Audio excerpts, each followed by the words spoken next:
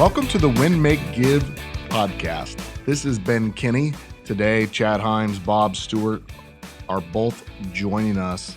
This is part 8 of the Win, Make, Give Influence and Persuasion series. We spent a large amount of time diving into the psychology of persuasion. And we're going to pivot a little bit for the next couple episodes. Today, we dive in to something that I've studied a lot in my career and in my life. Maybe because I'm insecure about it. Maybe because I'm fascinated by the science. Bob and Chad, today we're going to talk about two things. One, body language, and two, lying, and how they kind of relate to each other.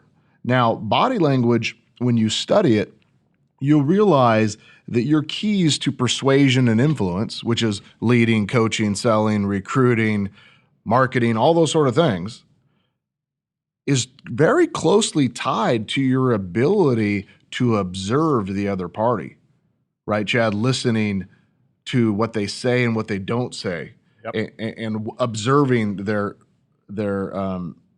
physical presence and their energy. Absolutely. Right? We've been in situations, Bob, where you look in a room and you could tell when people are intrigued or when people are unplugged. Yeah. Right? We've sold things to people and you could tell that they were not interested, or done interviews where the people wanted to leave, or you've been in a conflict with a spouse or a partner or a friend or an employee, and you're in this room and you feel something's off, but you don't know what. Becoming a master of understanding body language will allow you to minimize the amount of people that lie to you, to increase your conversion rates in all the areas that we discussed. But honestly, the power of it for me is it helps me find the truth. Now, here's what I mean. Give me an example, boys. Why does somebody lie to you? Just give me one answer, Chad. Because they're embarrassed by what the truth actually is. Yeah, they're embarrassed. What's another reason somebody lies to us, Bob? You haven't earned their trust to tell them the real story yet. Yeah, they don't trust you. They're embarrassed. They're insecure. Yep. What about they're just trying to screw you? Yeah. Like they're just trying to flat out manipulate you, sucker you into buying something or hiring them, right? Yeah. Sometimes there is an evil intent. Yes.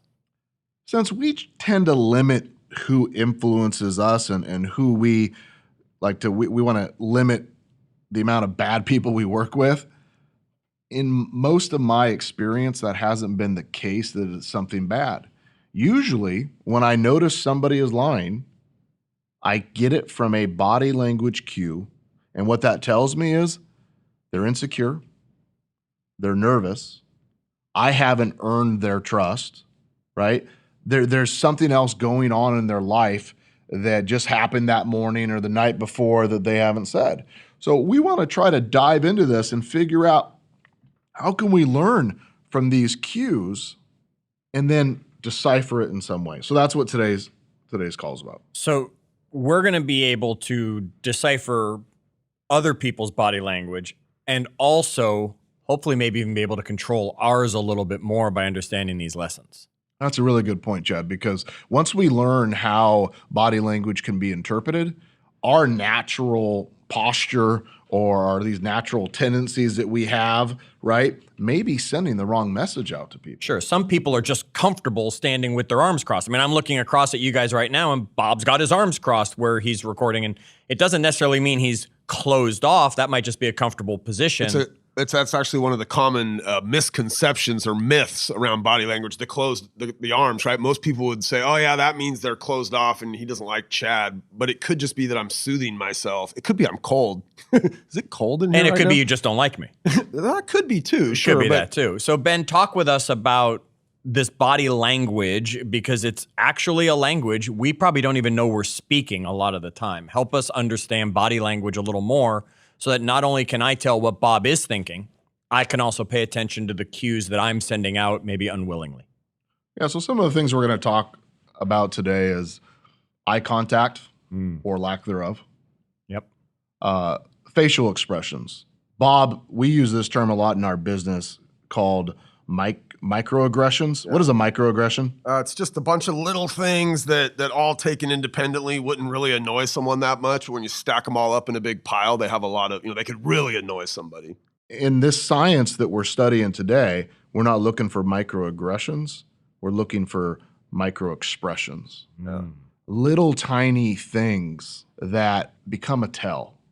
Now, one little aggression, back to business, doesn't normally cause a customer to stop working with you, but a whole bunch of them does. Yeah. Just like one single body language tell doesn't mean that somebody's lying, uncomfortable, attracted to you, or any of those sort of things. You're looking to build a case, right?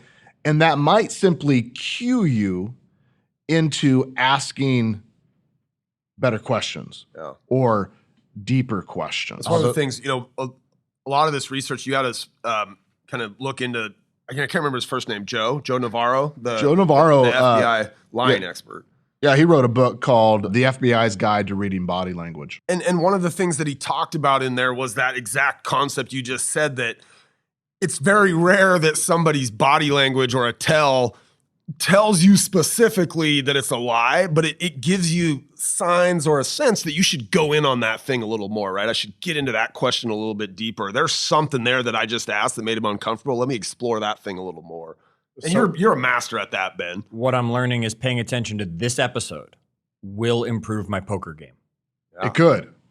It could. Not your online poker game, but if you're going to play at the casino in person with 8 other people around you, with a mask on currently. Yeah, with a mask. Yes. Okay. Yeah, that has to be tough. I haven't thought about that in the poker world. That's a really good point, right? Bunch of tells being taken away. All right, so Ben, keep going through this. Things like posture. Yep. Positioning of your hands or your feet. These things all create signals that would allow you to detect something. Okay. Boredom. Distraction. They've already heard this. Could simply be that they're tired. They're irritated. You just said something that offended them. They're really excited. They're interested. They're eager. They're ready to take the next step. All these things are things that we can dive deeper into once you study it. Now, Bob you said, I'm really good at that, or some sort of phrase. You made it. Yeah, I think you're a master at taking some cue that person's giving to you, oftentimes not even something they said, or maybe it is like a way they said it, but a lot of times it's body language cues, and then kind of going in and asking questions around that thing and diving in and exploring something that they're not even really that willing to share with you, but you just sense it's there behind those movements. Yeah, I call that chasing a rabbit. So you don't go out running around in the woods trying to catch a rabbit, right? What happens is you see a track or you see a rabbit and then you chase it, right? So I'm looking for a sign that says I should chase this rabbit and see where it ends up, or chase these tracks, so to speak. But it's not particularly, I appreciate the compliment, Bob, that I'm good at it. It's that I've invested years and years into reading books, watching videos, studying things, becoming really a student of Joe Navarro, who's probably one of the foremost writers and creators of content around body language. Is he the character that Robert De Niro plays, and is he who that's based on? Right, when I'm watching you. He was the human lie detector. Oh, you're talking about Meet the Parents? Thank you very much. Right, maybe he was an FBI. That's who he's based after. Yeah, good point. So let's get back to the science a little bit. So you have different systems at different parts of your brain. There's this thing called the limbic system. The limbic system cannot be regulated cognitively with your brain. It's the honest brain. It's a reliable source of information. Here's what I mean. When I say something to you, your physical response, these little tiny tells, will show up before your brain says to don't punch this guy in the face, hide that what your dad said was offensive, right? Like there's these little tiny things, and you've seen it, like a little smirk, a corner of their lips or their eyes, or just like a shocking 1 second. It happens so quick, your body can't actually control it. afterwards, once you think of it, your intelligence, right, allows you to moderate your response. Take a deep breath, right? But you're looking for those little micro tells that are sent from your limbic system. So it's the reaction versus the response. Yeah. I have Reaction we one of can't these, control. Ben, and my wife is totally dialed in on it. And I've got you mentioned the lip. I do this little thing with my lip when I'm frustrated. And so when we're having a discussion and she sees me do it, and she calls me out on it all the time, she'll stop and say, I just said something that frustrated you. What was it? And she's right? And depends on what mood I'm in, I'll tell her or not. But I mean, she nails me on it, and it is literally something I can't control. It just happens on my face before my brain even has the time to say, "Hey, don't do that."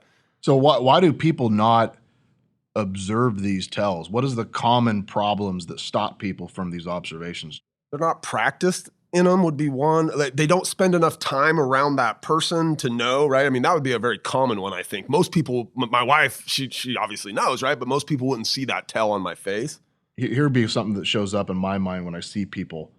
They're thinking about what they're going to say next, not watching the person post the answer, right? They don't have their questions so organized in their brain. They're thinking about what they're going to say next. They're not watching the person respond.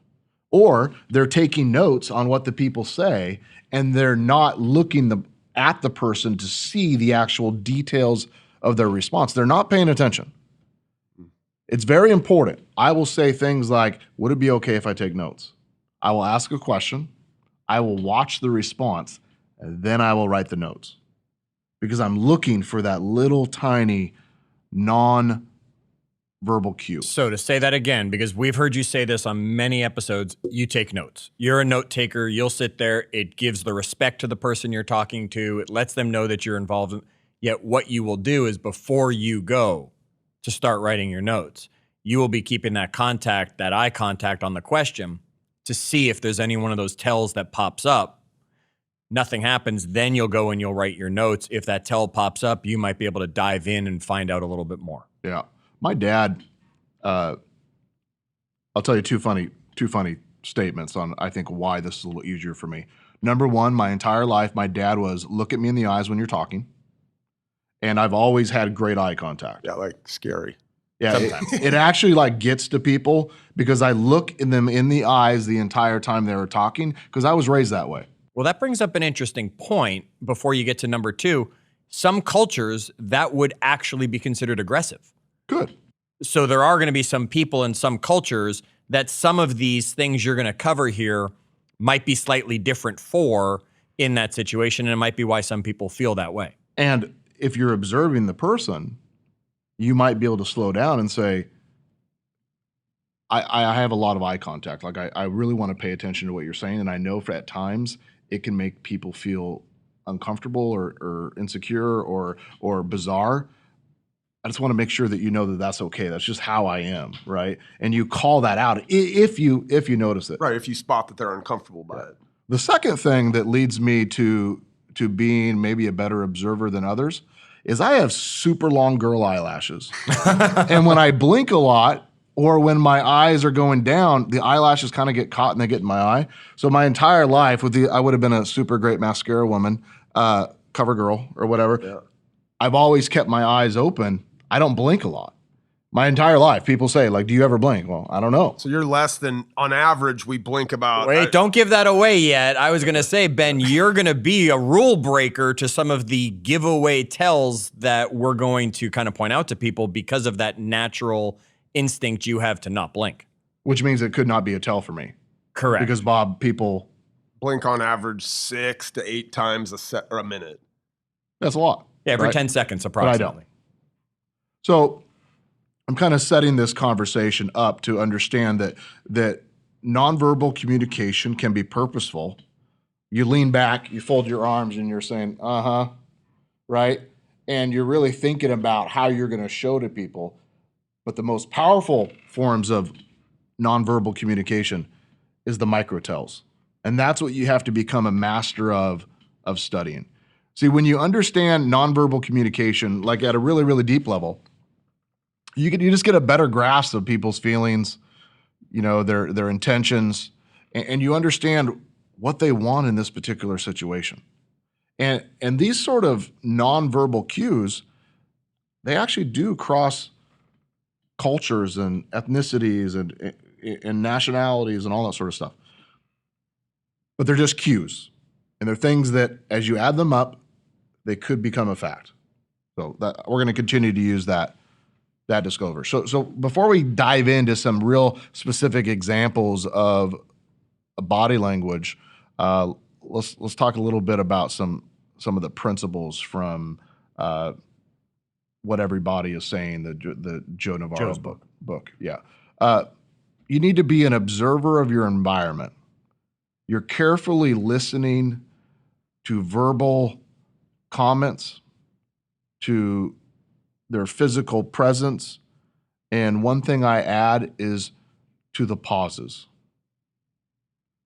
And we'll talk about that when we get to lines. I'm not going to say my comma right now.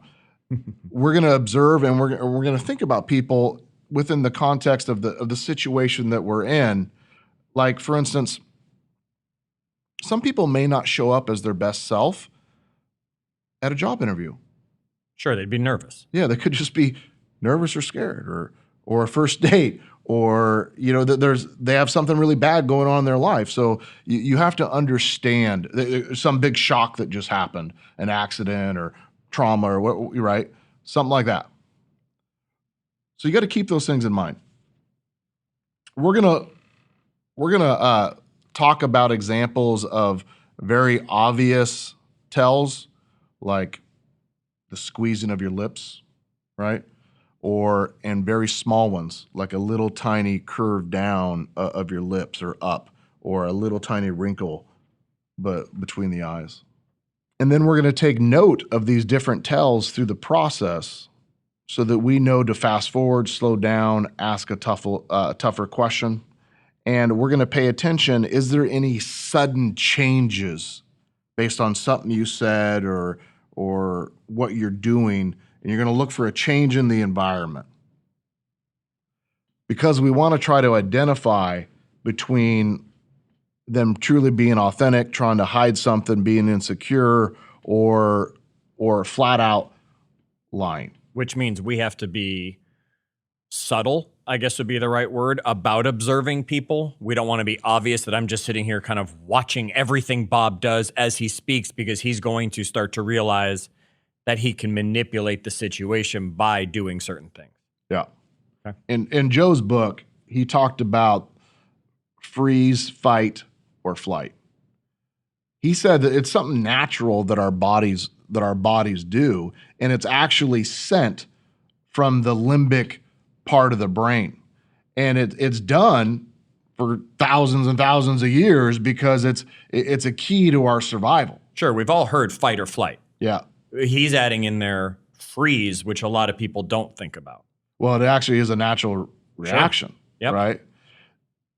These reactions, as I said, are driven by that part of the brain that we've been discussing, and it's done to help us process information.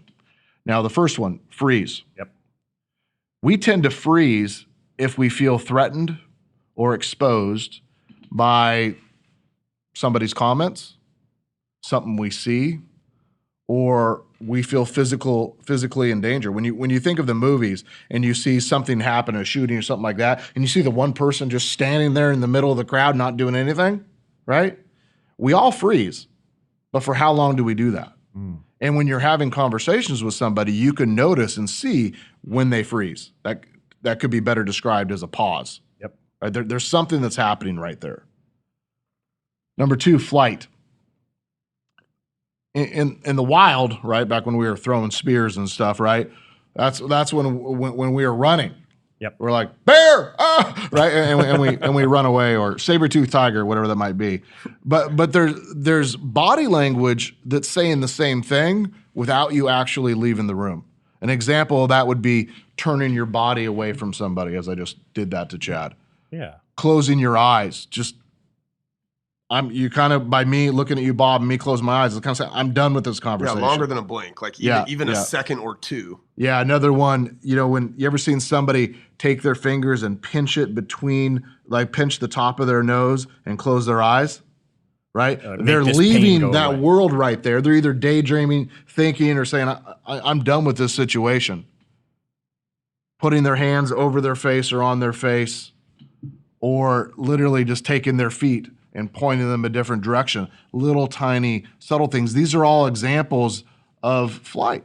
So it's not necessarily they're going to run, yet they're going to give us some sort of indication that would lead us to believe they did in their head. Well, it's not that they actually run, but they are going to run, right? I mean, some of those things like turning your feet towards the door, like their body wants to run. They don't actually run. You're sitting in a conversation with your boss and he's lecturing you and you don't want to be there anymore. And you know you can't get up and leave because it's your boss, right? So your body is saying, I want to get the F out of here, right?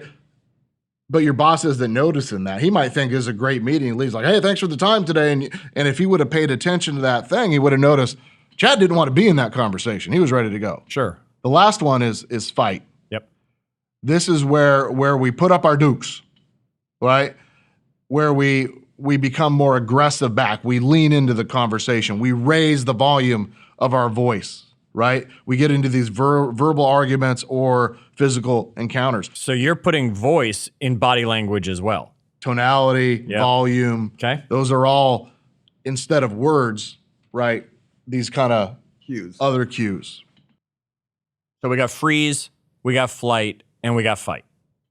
All things that show up in different ways that the vast majority of the population misses. They don't see you freezing, flighting, or fighting because you aren't physically doing it. You're doing these little tiny physical changes. Got it. Well, there's also what's called pacifying behaviors. We use these different behaviors to calm ourselves down. That could be like touching your neck, playing with your beard. Not that I can grow one. Chewing gum. Many people smoking. You see speakers often, Chad, they'll open the water bottle nonstop, take a drink. They definitely don't need water. They have 474 drinks of water up there. They don't need it, right? But they're doing it to like calm themselves down. Yep. Some of these pacifying behaviors actually indicate stress. The research would say excessive yawning, sliding your hands up and down your legs, maybe talking to ourselves. Oh, I must. The rate of your blinking as your blinking increases, that indicates stress. Men will sometimes take their fingers and put it around their collar and make room because when you're under stress, your body temperature actually increases, so they're trying to cool down. See, if you notice somebody doing these types of behaviors, the point of this is that we should slow down, stop, and try to figure out what's stressing them out right now. Sure. And in interviews or conversations, sometimes I'll just simply say, can we take a break for a second? I have a personal question I want to ask you. Are you nervous right now or uncomfortable in any way? And then I'll just do my favorite move, which is just shut up. And I'll use my long eyelashes and I will just stare them into the soul, right? And I'll say nothing and wait for them to respond. And quite often in a job interview situation, the people will laugh and say, actually, yeah, I am kind of nervous. And in situations where I really feel like it's a good candidate, I might stop the interview right there and say, why don't we go for a walk? When you're walking, they aren't facing you. They're side to side, right? And we're having a more gentle conversation. Yep. It's more easy for them to open up. The key of this piece is that we notice that. Okay. Let's talk about things like arms. Right. When people take their arms and they put them behind their back, a lot of times that means that they feel that they're superior, or they're telling people, don't come close to me. Like, you're not going to get a hug from me. My arms are not available for hug. I'm not going to handshake, right? Okay. Arms can be used to say, this is my space. As you're flailing around, I know if you get too close, you're going to get schmacked. No comment, Chad. I see you laughing over there. Chad knows I'm a flailer. Yes. I like my space. I need a little bit of space. When people lean back and put their hands behind their head, You do that one a lot. unfortunately, because that means that you're confident or dominant. And that is you're sitting in that position right now, and that's a very common position when we're having a discussion or a meeting, that you'll lean back into that position. Boy, he just gave us a good one there, Bob. Yeah. Now I know that he's really bought in on that thing. Now we know when that he goes into happens, that what's going position. on. All right. Could be. You guys could be just be misreading it. You need another tell or two, right? Giving hugs, touching somebody, patting them on the shoulder. In a different world, of course, because now we're not supposed to come within 6 feet of right. each other. Yeah. We tend to communicate how we are feeling emotionally with our hands. Oh gosh, they speak volumes, don't they? Good speakers use their hands to get everybody excited and make Like them Bob. feel welcome. And what bad speakers do, what Chad just did, points at people. Yep. When you point at people, you make them feel bad and you make them feel guilty. I'm just teasing Chad because he just pointed at Bob. You got to be careful with that. Try not to point at people unless you're lifting them up. Yep. And if you do point at them with your hands open, like you're reaching out to them, not with the "you're guilty, you're stupid" pointing finger, right? Little hands and finger cues like biting or playing with a ring could indicate insecurity or nervousness. Where people use their hands and their arms, what they're blocking could mean insecurity, like if they're blocking their torso. When you're protecting your torso, I think about when my mom was, before she passed, was upset. She would wrap her arms low, like around, like closer to her belly button, like this. Mm-hmm. And you could tell that she was upset and there was a problem, or that she was uncomfortable about something, the conversation, or nervous or something, right? Almost like she was giving herself a hug. Maybe. Okay. So you've talked about the arms, you've talked about hands, our fingers, things that we're doing, our torso. We've talked about some of these things. Ben, we were definitely talking about the eyes, though. Yeah, and I'm saving that one for a second, Chad, because they're the window to our soul. Yes. I want to move into this conversation of the potential that somebody could be lying. Okay. And when people lie, they do things like they restrict their arm movement and leg movement. So they stay stiller. Mm-hmm. Because they're restraining themselves. Okay. Not necessarily. Like subconsciously, I don't want to give something away, so I'm going to do my best not to move. Yeah, that'd be a good example. It's not necessarily deception, but they're restraining something. They're it's some sign of caution, right? So as we go into this idea of let's see if we can figure out when somebody is lying, you have to look for these little tiny cues, and a lot of them are going to show up in the face. Got it. Do you guys know what a glabella is? Sounds like a place that you like to go shopping. No? Glabella. I don't know. Is that like the area between your eyes? Yeah. You know the area between your eyebrows, right above your nose? Yeah. Right? That is a big tell for a lot of things. Now, what's the problem nowadays with a lot of people in that area? Nowadays? Anyone? We're not seeing anybody face to face. We got the unibrow growing. Well, at least with the mask, you can still see the glabella. Yes. Uh-huh. But with Botox, Yes. you can't. Botox. Dang it. Got to remember that before big meeting, Botox injection. Here's a good example. You guys ever seen a real smile and a fake smile? Yeah. Oh, yes. A real smile smiles with the eyes. Yeah. Right. A fake smile is forced and just with the mouth. So when you see somebody who's smiling and you can see like their eyes and the whole area light up, it's a real smile. We're getting better at that these days, right? Because we have to gauge if they're smiling based just on their eyes. You don't even know what their mouth is doing. Yeah, it super freaks me out walking around anywhere because I'm like smiling at everybody under my mask, but I don't know if anybody's smiling back at us. So when we think about lying, let's talk about some of the cues specifically around lying. Number one, They change their head position quickly. A lot of head movement. Would you find that their head movement is often going in that negative way, like they're almost shaking their head no? Or is it just movement in general, whether it's tilting or looking or just up and down? It's a change in behavior from the rest of that time that you spent with somebody. Some people may do these things all the time. Right. It's just a tick or a habit. What you're looking for is a change. So if you get to a point of a conversation or interview or negotiation or whatever, and all of a sudden something changes, like there's a lot of head movement, that might be a tell. Okay, got it. Their breathing changes. Deeper. Right? Yep. I don't know if you guys could hear me take that deep breath. I'm sure they could hear that. Yeah. They stand very still. They actually freeze. They're trying not to move anything. Could be one little tell that could lead to finding out that they're lying. Like you were just talking about earlier on that one. Yeah. They repeat the same words or phrases. They say it over and over again. They touch or cover their mouth when they speak. They cover certain body parts.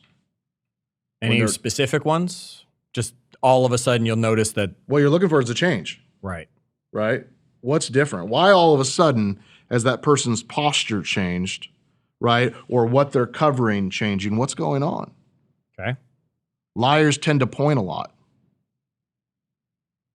You notice that Chad just pointed at you? I didn't point this time, Bob. Okay, hold on. I wasn't looking. And so when Ben said, did you notice Chad just pointed?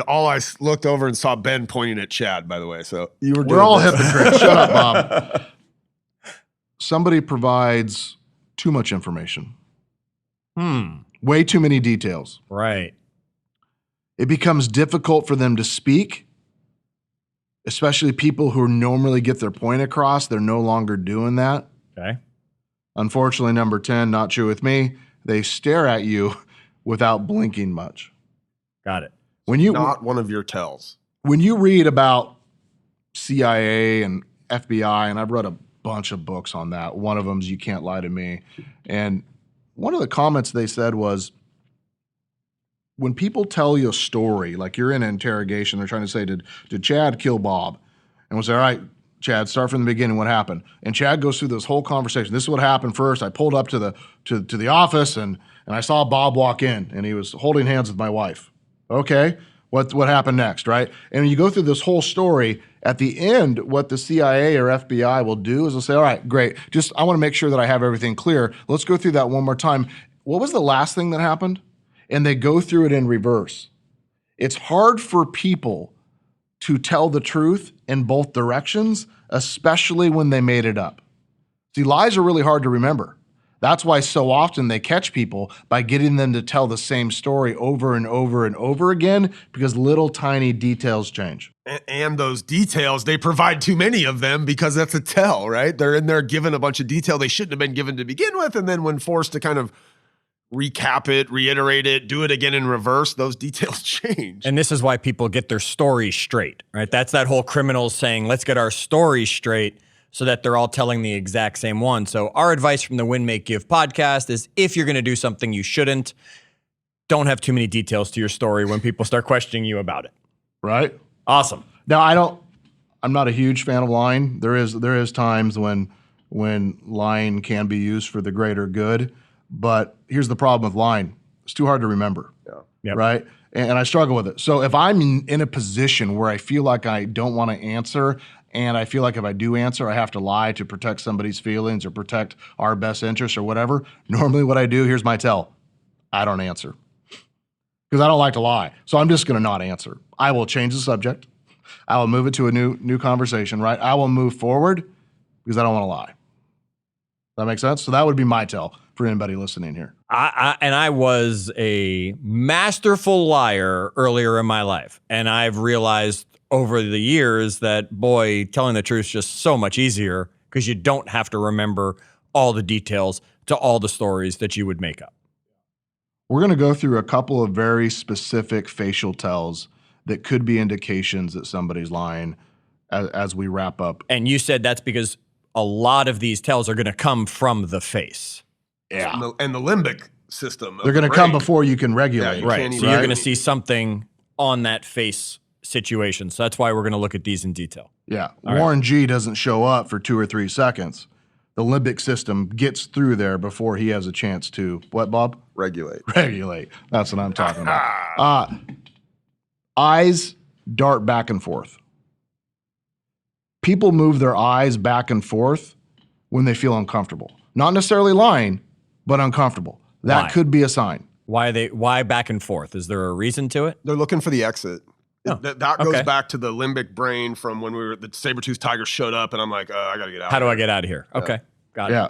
Which door can I run out of first? It's their escape route, right? Got it. Blinking. When people are stressed about things, or specifically lying, they may blink 5 or 6 times in a row. Not always. Some people just blink a lot. You know, I was watching you earlier when you were just giving the whole situation about pretending Bob getting in trouble and all. Your eyes were blinking. And then you went back to your normal about 12 seconds between blinks for you. That's about what it is. I was actually watching with a stopwatch to see. But then when you're getting into detail on something, that's when your eyes will lock open. And then you'll stare across at me and you'll be listening to what I'm saying, but you haven't blinked. There you go. There was the first blink in probably like 30 seconds. So even in a scenario where he was making something up that he knew to be a lie, and we all knew it was a lie, his eyes were blinking quickly. Tells. Yeah. Yeah, you know, it's the different sides of your brain. Like when you're saying something you know to be true, it should come out quickly. You have the facts, it's stored in there. When you're making something up, you have to access the creative side of your brain and you're processing it, right? There's even a tell where when so if I'm a right-handed person, I'm generally using the left side of my brain to recall, and I'm using the right side of my brain to create. And so he talks about this, Navarro does, but a right-handed person will look up and to the left to recall details of a specific thing that happened. A right-handed person will look up and to the right to make up or lie about an answer, because those are the parts of your brain that either recall or create. Okay, so not that you're an FBI agent, but maybe you want to know that about somebody. Are you going to open most situations by having them fill something out so you could figure that out? Because you wouldn't know by looking at me that I'm left-handed. And now all of a sudden, all those signals should, in theory, cross. I wouldn't. And I'll tell you why, because I'm looking for lots of other tells too. And we'll walk through a little bit at the end. How do you confront somebody when you know or you have a feeling that there could be a problem? Next one, when somebody closes their eyes for more than a second. Yeah, you mentioned that before, right? They're attempting to leave. That's that flight. Or they're thinking something. They're trying to come up with an answer. Got it. That next one, the nonverbal, the pause. I can almost always tell when somebody doesn't want to give me an answer or somebody's going to lie just based on how long it takes them to respond. Because I know our people so well. When I ask them a question and it cuts them off guard, and they say, I knew immediately that they're thinking of an answer. Most likely what it means, they haven't done what I asked them to do. They're thinking, how do I respond when I know that he asked me to do something and I did not do it? That 1 second, I basically say, sucker, you didn't do it, did you? Bob laughs guiltily into the microphone. Yeah, I'm watching this and I'm enjoying this moment right now. As Bob knows sending stuff, and there's like 5 different channels that come through, and then you're like, "Did you read that thing?" And I'm like, "Shit, I don't even know which thing he's talking about." But there's a pause. There's definitely like a which thing. You just need a better script, better answer that comes out as a reflex to throw Ben for that second. What other symbols and signs should we be looking for, Ben, as you're then wrapping this up before we then, how do we approach someone who's put us in this situation? The false smile. Yeah, you mentioned that. One side of the smile, right? And there's this little tiny cue where people will just, the end of their lips will turn down just a little bit or up a little bit. You ever given somebody like a little micro compliment and they don't want to like acknowledge that it meant a lot to them, but you see that little tiny change, right? The same thing happens when you shock them or when they're uncomfortable. There's going to be a little bit of a change. You would call that a false smile. Got right? it. Constantly itching their face. Which he's doing right now, for those of you who don't realize that this is just a podcast. Yeah. Pursed lips. Why would we do that?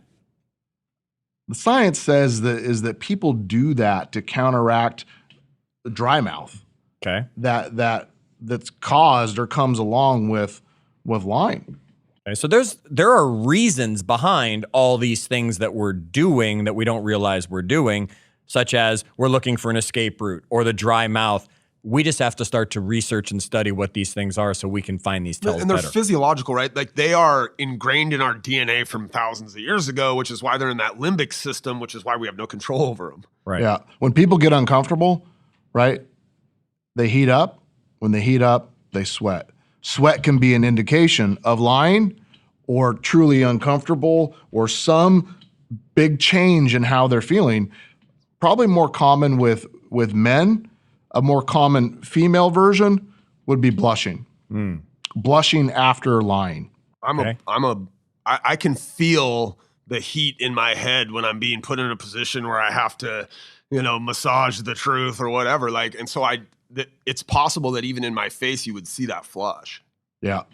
Or a big smile after they just said something Got away like, with something. hey, did this one just land? Did that pass that BS through? Which is us at the end of every episode. Just simply shaking their head, just a small micro shake. All right. So now you've given us head to toe things to be looking for in that body language in ourselves so that we can improve our communication and maybe reduce some of the tells we have. Don't lie. Okay, that's obvious. That's a give me, right? Maybe our poker game can get better. You've given us some things to watch for in ourselves and watch for in other people. Now, Ben, you're in a conversation with anybody, Bob, me, somebody else, and you're pretty sure you've seen plenty of these. How do you now confront this situation? What do we do now when we're pretty sure they're lying to us? I mean, we're not the police looking for criminals. We're going to arrest you. What would you be doing in our worlds? Here's one of the most powerful tools that I've used. And I've had employees literally come and say, I can't lie to Ben. I was planning on it. And then I just spilled everything. Like, you just can't do it. And I don't know if that's true or not true, but one of the things that I do is when I can identify a pause or a micro tell, I'll simply re-ask the question or add this little statement to the end or to the beginning. Is that true? Many people will lie once, but they won't lie twice if you called them out on it. So if Bob said, yeah, I got that done, and I feel like it isn't really done, and I'll just look at Bob and I'll say, is that true? And I'll shut up and I'll just stare at him. So right at that moment, he has a decision. Do I double down on the lie or do I come clean?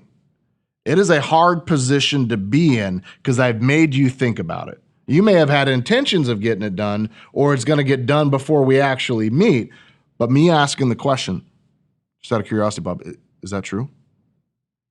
It's powerful. Just that simple question. It's the most powerful question in lie detecting. And I think one of the things you've shared with us before is that people will then tell you the truth and then tell you why they didn't give you the truth the first time, right? So it might sound something like, okay, it's not true. I haven't gotten to it yet, but I've got it on my calendar tomorrow because I thought we were going to meet on Friday about it, right? It'd And be you're giving them something like that. you're giving somebody the out, so you're saying they don't have to double down on the lie.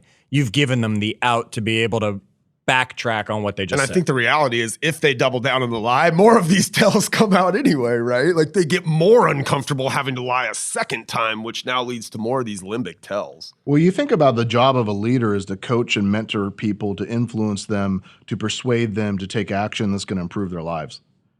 But I'll tell you a funny story was I ended up in this, we probably might have shared this before, but I ended up at this therapist. We all need therapy, right? So I was in this therapist. Thursdays, 1:30 to 2:30 is my right. End up at this therapist, and I'm in there, and he says, "Oh, what are we going to work on, or whatever?" And I tell him, and I go there for about a month, and I walk out of this meeting, this therapy session, and I just started laughing. And here's why I started laughing. I'm like, I just paid this guy $150, and I lied to him the whole time. And I'm like, why did I do that? I'm like, because I wanted him to like me. Like, I didn't want him to know that I didn't do the exercises. Like, I wanted him to like me. And I thought, this is not working for me. When you think about that in coaching, being right and sound and smart isn't the most important thing. It's getting them to take action. So because Bob didn't do this project and I caught him, my goal is to say, you're a liar, right? My goal is to say, what can I do to help you get this done? Right. Just out of curiosity, why didn't you feel comfortable coming to me and asking for help? Right? Why did I have to ask you on this? Why is our relationship not at a level where this can be addressed? In Joe Navarro's book, he talked about a interesting study. And I don't know how to use this in business right now because of so many things that we deal with and trying to make sure everybody feels comfortable. But they put some money in the bottom of a Coke machine. And they waited around the corner, and when somebody went to the Coke machine, they found all this extra money in there, and they took it out, they put it in their pocket, and they started walking back the other direction. And they asked the individuals, hey, did you happen to find any money in the bottom of the Coke machine? And some percent, I'm making this up, so 70% of the people said, no, we didn't find anything. Okay. When they took the money, they had them on camera, they put it in their pocket, they walked away, they felt bad, whatever the situation might be. Well, they redid the same experiment. And when the people walked by, before they asked the question, the guy very gently and appropriately took his hand and put it on the person's elbow or shoulder and said, hey, did you happen to find any change in the Coke machine? And something like 70 or 80% of the people said yes and told the truth without one small change. So if you're sitting out there and you're married or you have a spouse or a partner or a honey bunny or kids or whatever, right? The next time you ask a question, just put your little hand on their shoulder or their elbow and say, honey, were you really golfing today? Right? Did you really work till 8? Did you really take the garbage out? Like, just ask the question, add that one little tiny element. So how do you become great at this? You study body language, you watch the videos, you read the books, you pay attention, you observe things and you take notes. You call those things out and you chase the rabbits, right? And you learn these little tiny tactics, like one hand on the shoulder or the elbow if it's appropriate in your relationship, right? Yep. Or asking those questions. And then as you start mastering it, I challenge you to play the body language game. And I love doing this in a meeting or interview or recruiting or sales presentation. I'll see what they're doing, and then I'll do something different and see if I can get them to match me. I'll take my elbows on the table and I'll clasp my hands and lean forward.